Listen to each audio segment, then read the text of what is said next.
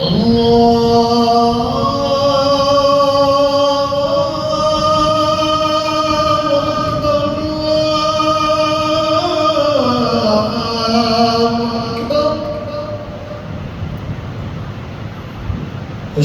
أن لا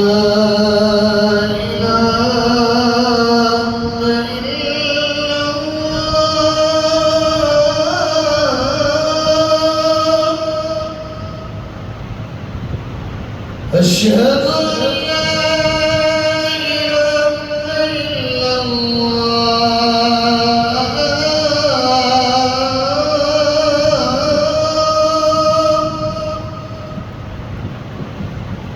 أشهد أن محمدا رسول الله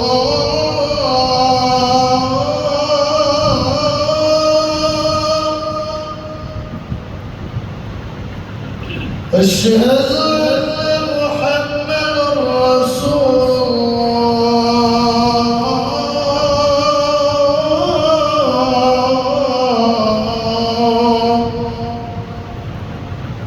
حي على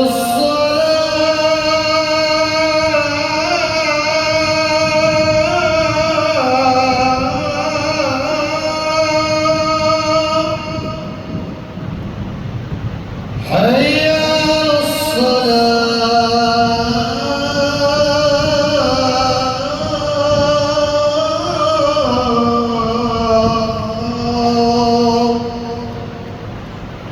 حي على الفلاح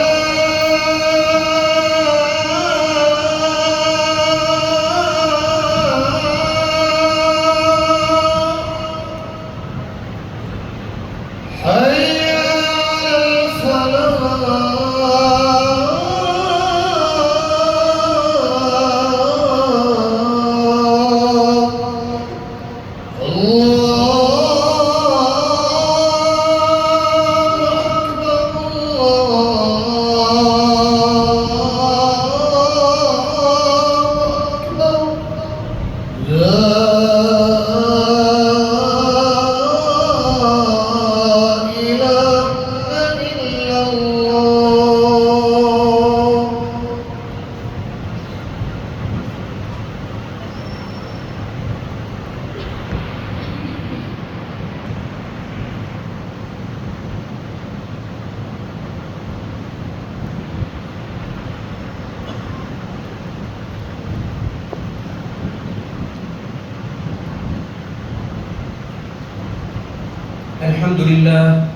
الحمد لله نحمده ونستعينه ونستغفره. أعوذ بالله من شرور أنفسنا وسيئات أعمالنا.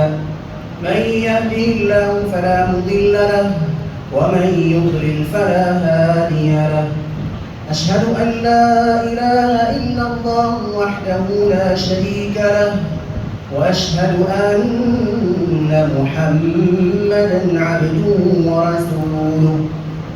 اللهم صل على محمد وعلى آل محمد كما صليت على إبراهيم وعلى آل إبراهيم إنك حميد مجيد. اللهم بارك على محمد وعلى آل محمد كما باركت على إبراهيم وعلى آل إبراهيم إنك حميد مجيد. يا أيها الذين آمنوا اتقوا الله حق تقاته ولا تموتن إلا وأنتم مسلمون. يا أيها الناس اتقوا ربكم الذي خلقكم من نفس واحدة وخلق منها زوجها وبث منهما رجالا كثيرا ونساء واتقوا الله الذي تساءلون به والأرحام إن الله كان عليكم رقيبا. يا أيها الذين آمنوا اتقوا الله وقولوا قولا سديدا يصلح لكم أعمالكم ويغفر لكم ذنوبكم ومن يطع الله ورسوله فقد فاز فوزا عظيما. رب اشرح لي صدري ويسر لي أمري واحلل عقدة من لساني يفقهوا قولي. سبحانك لا علم لنا إلا ما علمتنا إنك أنت العليم الحكيم.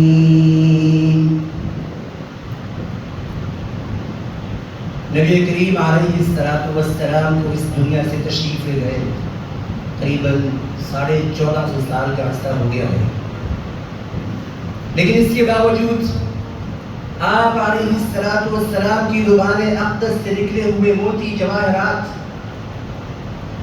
وہ خوبصورت الفاظ جو احادیث کی صورت آج ہمارے پاس موجود ہیں، وہ ہر وقت یہ احساس دلاتے ہیں جیسے کہ اللہ کے رسول علیہ السلام قدم قدم پہ ہماری رہنمائی فرما رہے ہیں.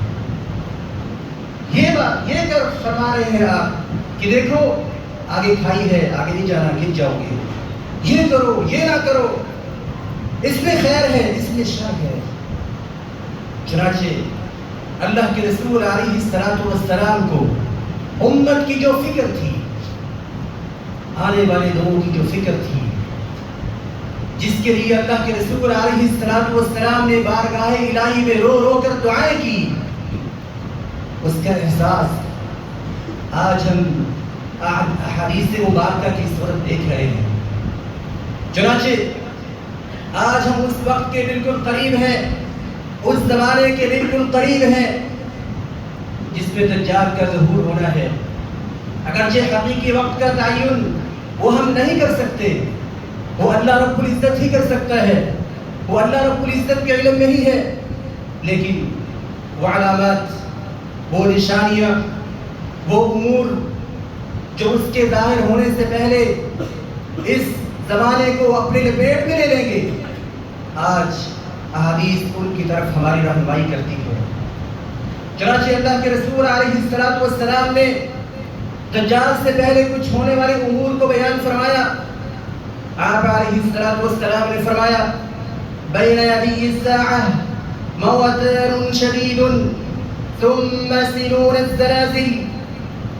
قیامت قائم ہونے سے پہلے، اس کی بڑی علامات کے ظہور سے پہلے، یہ تفصیلاً عرض کر رہا ہوں، اس کی بڑی علامات کے ظہور ہونے سے پہلے، جیسا کہ دوسری روایات میں ہے، دجال کے ظاہر ہونے سے پہلے شدید قسم کے زلزلے ہوں گے، اچانک موتیں ہوں گی، وبائیں پھیل جائیں گی. موتان شدید ایسی موتوں کو کہتے ہیں جو وبا میں بہت بڑے علاقے کے لوگوں کو اپنا لقمہ بنا لیتی. ایک ہی وقت میں یا چند دنوں میں دنیا کی بہت بڑی آبادی موت کے منہ میں چلی جائے. ایسی بڑی بڑی وبائیں ہوں گی. ثم سنون الزلازل، پھر اس کے بعد زلزلوں کے سال ہوں گے. آئے روز زلزلہ، کہیں پر کوئی مقام دھنس گیا ہے، کہیں پر کوئی علاقہ دھنس گیا ہے، کہیں پر بڑی بہترین خوبصورت محلات تھے، گھر تھے، یا چند لمحوں میں وہ ملیا بیٹ ہو گئے ہیں. چنانچہ اللہ کے رسول علیہ السلام نے دجال کے ظہور سے پہلے ہونے والے امور کو بیان فرمایا. آپ نے فرمایا سيصير الأمر إلى أن تكونوا جنودا مجندة، جند بالشام وجند باليمن وجند بالعراق. فتنوں کے باعث، لڑائیوں کے باعث، جنگوں کے باعث تمہاری حالت یہ ہو جائے گی کہ تم 3 بڑے لشکروں میں بٹ جاؤ گے. ایک لشکر شام میں ہوگا، ایک یمن میں ہوگا اور ایک عراق میں ہوگا. ابن حوالہ کہتے ہیں خر لیا رسول اللہ، اللہ کے رسول آپ میرے لیے کوئی ایک گروہ منتخب کر دیں کہ میں اس میں شامل ہو جاؤں. آپ علیہ السلام نے فرمایا ان ادرکت ذلك اس زمانے کو پالے. ابن حوالہ کہتے ہیں اللہ کے رسول اگر میں اس زمانے کو پالوں تو آپ میرے لیے ایک گروہ منتخب کر دیجئے. آپ علیہ السلام نے فرمایا علیک بالشام، شام کو لازم پکڑ لو. فإنها خيرة الله من أرضه، شام اللہ کی پسندیدہ زمینوں میں سے ہے، چنیدہ زمینوں میں سے ہے. یشتری الیہ خیرتہ من عبادی، اللہ تعالیٰ اپنے چنیدہ بندوں کو قیامت کے قریب شام میں جمع کر دے گا. پھر فرمایا فَأَمَّا إِنْ أَبِيتُمْ فَعَلَيْكُمْ بِيَمَنِكُمْ، اگر شام میں تیرے لیے پہنچنا مشکل ہو تو یمن کو اختیار کرنا اور وہاں کے چشموں کا پانی پینا. فَإِنَّ اللَّهَ تَكَفَّلَنِي بِالشَّامِ وَأَهْلِهِ، اللہ نے اگر کسی علاقے کی ذمہ داری لی ہے، اس کی حفاظت کی اور وہاں پر فرشتے پہرا دے رہے ہیں تو وہ شام ہے اور اس کے رہنے والے ہیں. اور پھر اللہ کے رسول علیہ السلام نے فرمایا اذا رأيت الخلافة قد نزلت الارض المقدسة، جب تو دیکھے خلافت ارض مقدسہ میں بیت المقدس میں اتر چکی ہے. فقد دنت الزلازل، پھر یاد رکھو زلزلے قریب آ گئے. پھر زلزلوں کا وقت قریب آ گیا، اس لیے کہ دجال کے ظاہر ہونے سے پہلے اللہ رب العزت نے اہل شام کو اپنے رحمت اور اپنے فضل سے نوازنا ہے. وہاں سے شیاطت، وہاں سے خباثت، وہاں سے یہودیت ختم ہو جائے گی اور اللہ تعالیٰ اس ارض مقدسہ کو یہود کی گندگی سے، ان کی نجاست سے صاف اور پاک کر کے رکھ دے گا. اور یہ اس امت کے لیے بہت بڑی خوشخبری ہے. آج ہم ان کے ہتھیاروں سے خوف زدہ ہیں، ان کی ٹیکنالوجی سے خوف زدہ ہیں، لیکن یہ خوف عارضی ہے. جب اس خوف کے توڑنے کا وقت آئے گا پتہ بھی نہیں چلے گا اور اللہ کی رحمت کا نزول اہل ایمان کے لیے ہو کے رہے گا انشاءاللہ تعالی. آپ علیہ السلام نے فرمایا فقد دنت الزلازل والبرایا والامور العظام، اس وقت زلزلوں کا وقت قریب آ جائے گا، بڑے بڑے زلزلے رونا ہوں گے، آزمائشیں ٹوٹ پڑیں گی، والامور العظام، بڑے بڑے واقعات ہوں گے. والساعة يومئذ أقرب من الناس من يد هذه من رأسك، اس دن قیامت تمہارے اتنا قریب ہوگی جیسے تمہارے سر اور ہاتھ میں فاصلہ ہے. اللہ اکبر.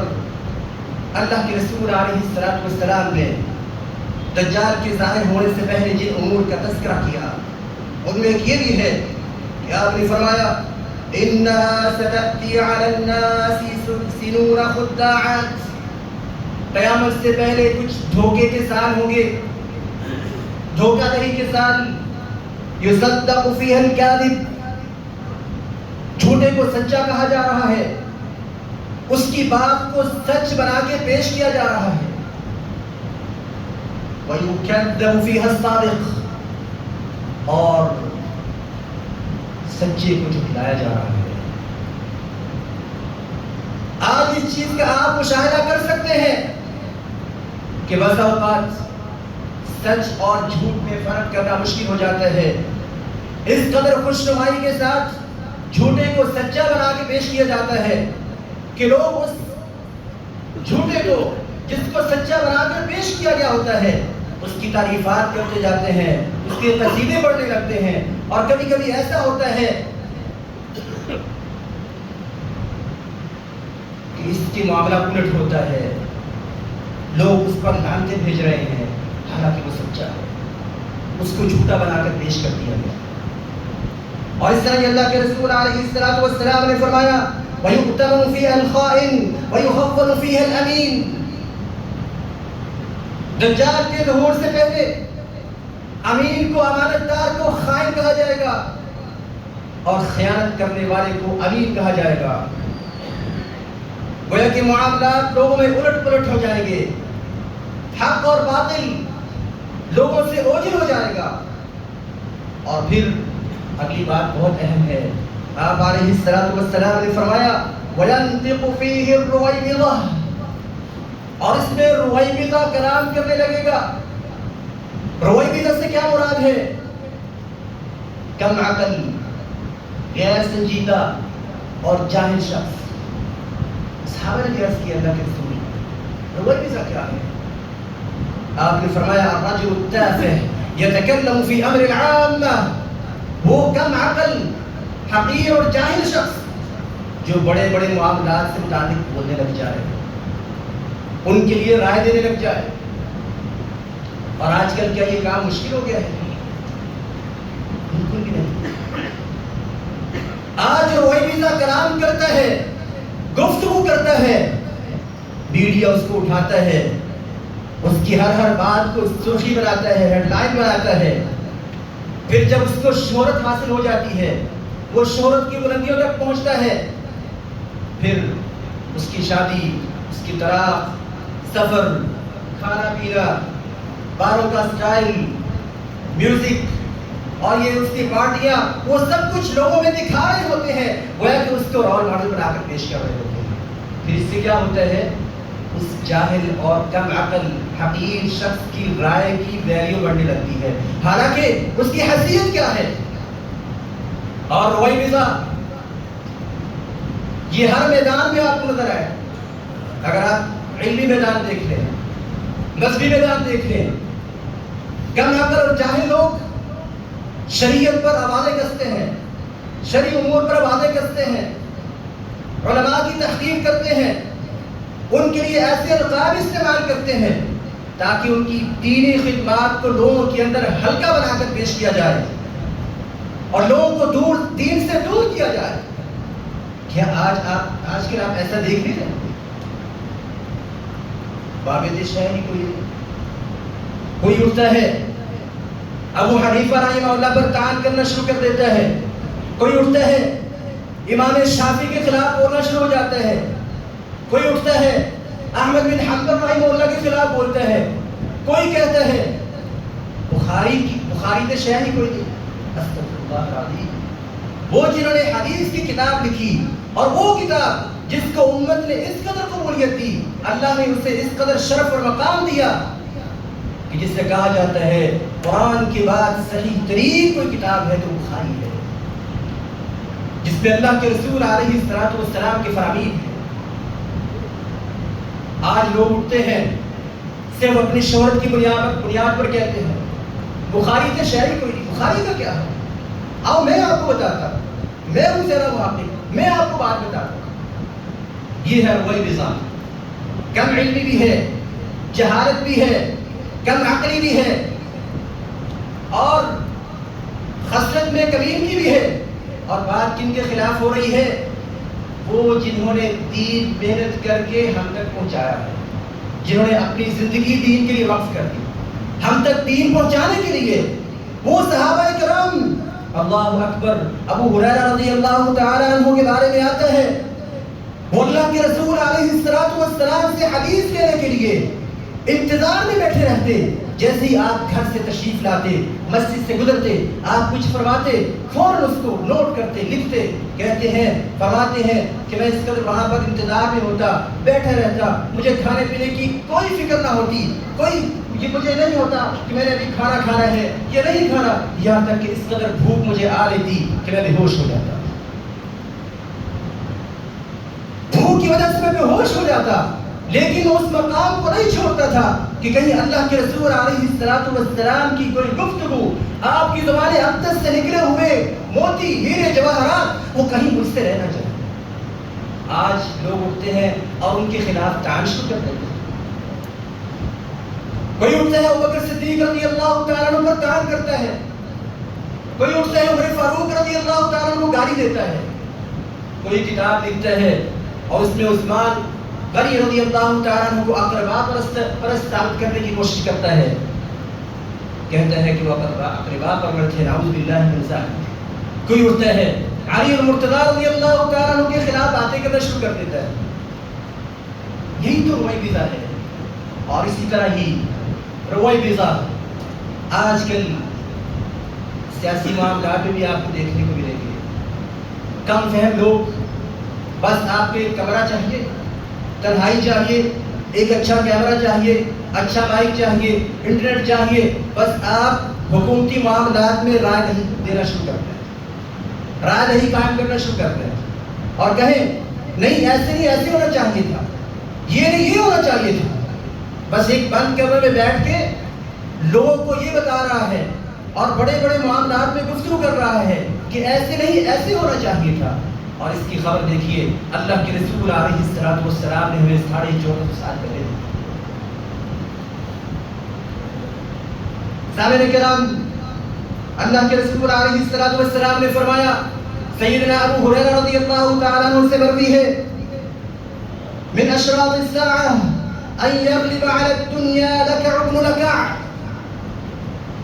قیامت کے قریب کمینہ خصلت، غیر سنجیدہ شخص، کم عقل شخص دنیا کا مالک بن جائے گا، حکومت کا مالک بن جائے گا، حکومتی معاملات اس کے ہاتھ میں آ جائیں گے، غیر سنجیدہ ہے، کمینہ خصلت ہے، جاہل ہے، اچانک امیر ہو گیا ہے. اور کیا آج ہم اس چیز کا مشاہدہ نہیں کرتے؟ لوگ یہاں تک کہ کچھ لوگوں کو کہتے ہوئے سنا ہے کہ 10 لوگوں کی اگر 20 سال کی تعلیم کو ایک سائڈ پہ رکھا جائے اور ہماری ایک ویڈیو کو ایک سائڈ پہ رکھا جائے، اس کی کمائی کو ایک طرف رکھا جائے، وہ ان 10 لوگوں کی 20 سالہ تعلیم پر حاوی ہے. جی کیسی بات ہے؟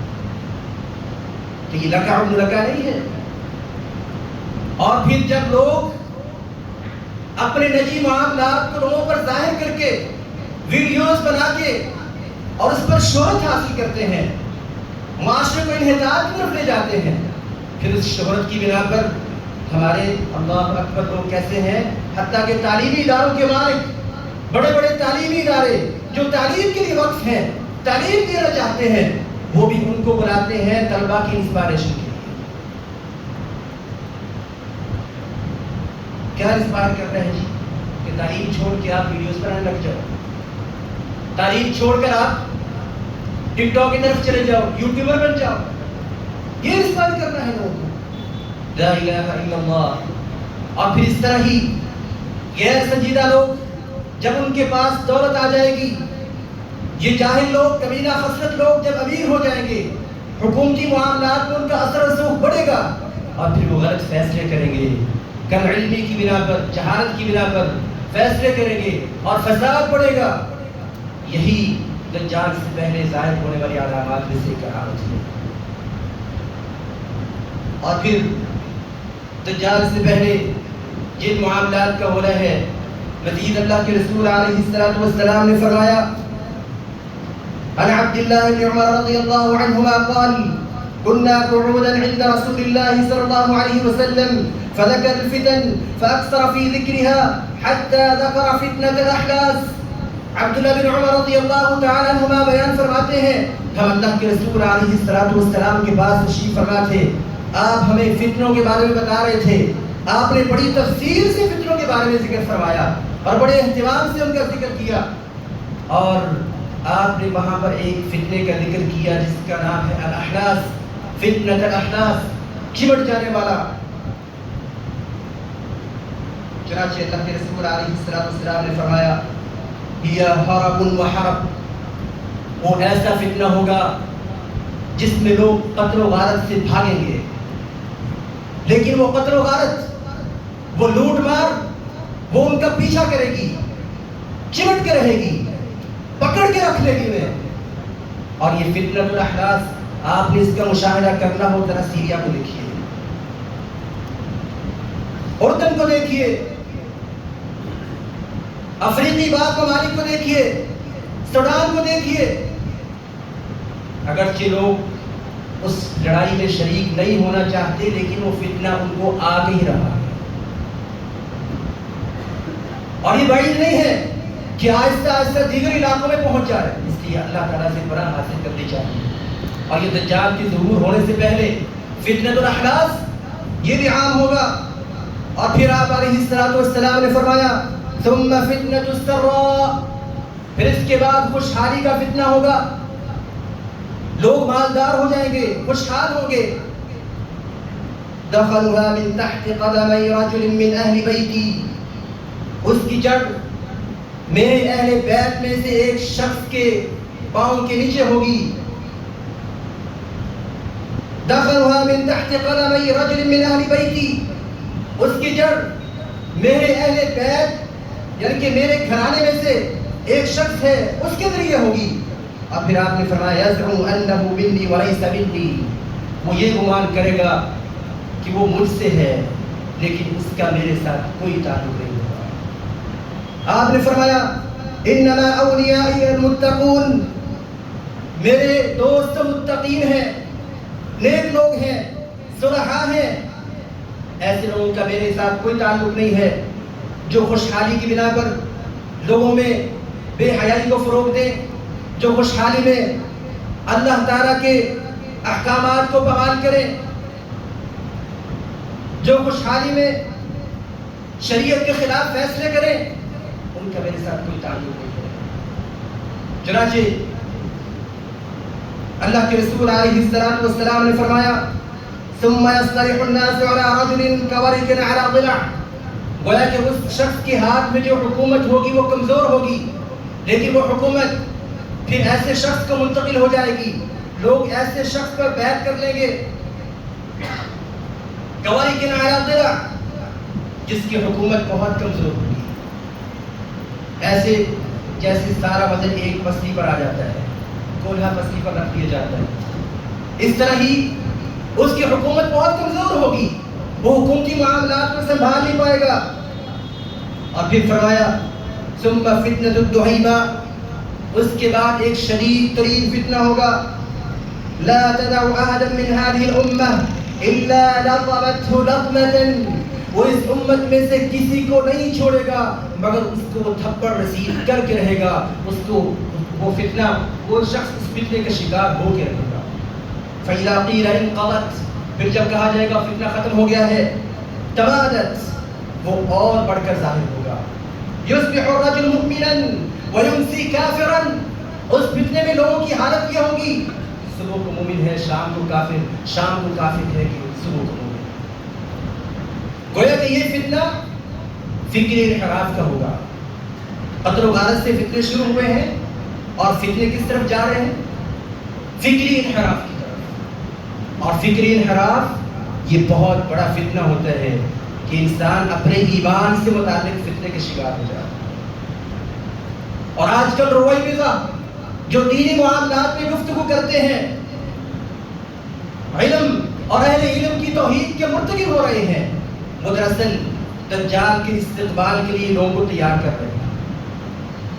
اور اسی بنا پر فتنۃ الدحیمہ وہ فتنہ جو شدید ترین ہے، جس میں لوگوں کی عقلیں ضائع ہو جانے والی ہیں، لوگوں میں حق و باطل کی تمیز ختم ہو جائے گی، پتہ ہی نہیں چلے گا حق کیا ہے باطل کیا ہے. اللہ اکبر. آپ علیہ السلام نے فرمایا حتی یصیر الناس الی فسطاطین، یہاں تک کہ لوگ دو گروہوں میں بٹ جائیں گے، دو خیموں میں ہو جائیں گے. فسطاط ایمان لا نفاق فیہ، دجال سے پہلے یہ تقسیم ہو کر رہے گی. ایک گروہ جو اہل ایمان کا ہے ان میں کوئی منافق نہیں ہوگا، اور فسطاط نفاق لا ایمان فیہ، اور ایک خیمہ، ایک گروہ منافقین کا جن میں کوئی ایمان نہیں ہوگا. فَإِذَا كَانَ ذَلِكُمْ فَانْتَظِرُوا الدَّجَّالَ مِنْ يَوْمِهِ أَوْ مِنْ غَدٍ. جب یہ تقسیم ہو جائے، منافقین ایک طرف ہو جائے، اہل ایمان ایک طرف ہو جائے، یہ تقسیم جب ہو جائے گی پھر تم دجال کا انتظار کرو، کل یا پرسوں تمہارے پاس وہ پہنچا. آج یہ فکری طور پر جو لوگ منتشر ہیں اور پھر اوپر سے جہالت ہے، دین سے دور ہیں، نہ حدیث کا پتہ، نہ قرآن کا پتہ، نہ قرآن کا کبھی مطالعہ کیا، نہ ترجمہ پڑھا، نہ کوئی تفسیر پڑھی، نہ حدیث کی کوئی کتاب پڑھی، اور اٹھ کر فتوے بازی کرنا شروع کر دیتے ہیں، دین کے معاملات میں بولنا شروع ہو جاتے ہیں. یہی تو رویبضہ ہے، یہی تو یہ فتنہ ہے جو فکری انحراف کا باعث بننے والا ہے، اور یہ بہت خطرناک فتنہ ہے. چنانچہ اس صورت میں بعض لوگ تو نفاق منافقین کے خیمے میں جا گھسیں گے اور کچھ لوگوں کو اللہ تعالیٰ اہل ایمان کے خیمے میں داخل کر دے گا. اور اس طرح ہی اللہ کے رسول علیہ السلام نے دجال سے پہلے جو آنے والے معاملات ہیں ان سے متعلق آپ نے فرمایا ان قبل خروج الدجال 3 سنین شداد، دجال کے ظاہر ہونے سے پہلے 3 سال بڑے سخت ہوں گے. یصیب الناس فیہن جوع شدید، لوگ قحط سالی کا شکار ہو جائیں گے، سخت بھوک انہیں آئے گی. اللہ اکبر.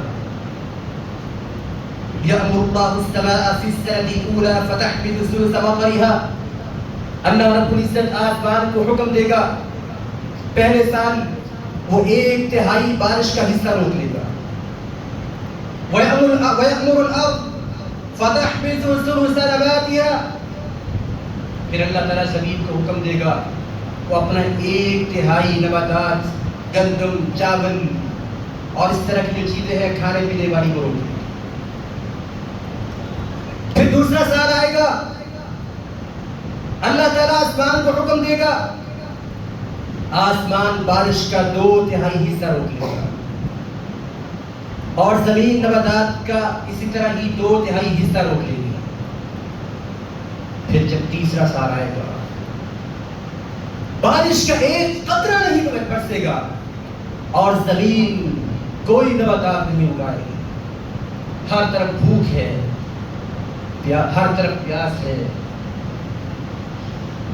ہر طرف جانوروں کی ہلاکت ہے، قحط سالی ہے. تو صحابہ نے عرض کیا اللہ کے رسول فلا یعیش الناس، اس قدر شدید قحط میں لوگ زندہ کیسے رہیں گے؟ آپ علیہ السلام نے فرمایا التحلیل والتکبیر والتحمید، لا الہ الا اللہ، الحمدللہ، اللہ اکبر. اہل ایمان یہ کہہ کر زندہ رہیں گے، اللہ تعالیٰ یہ کہنے کے باعث ان کی بھوک اور پیاس کو مٹاتا رہے گا. یہ کوئی چھوٹا فتنہ نہیں ہے. ہر نبی نے دجال کے فتنے سے ایسی اپنی امت کو نہیں ڈرایا. آج ہم دیکھتے ہیں اس سال کس قدر اولے برسے ہیں. اللہ اکبر. کبھی آپ نے زندگی میں اتنے بڑے بڑے اولے دیکھے، ایسی شدید یالہ باری دیکھی؟ یہ بس ایک ہلکا سا اللہ رب العزت پیغام دے رہے ہیں. اور لیکن جب دجال کے خروج کا وقت ہوگا اس وقت یہ معاملہ شدید تر ہوگا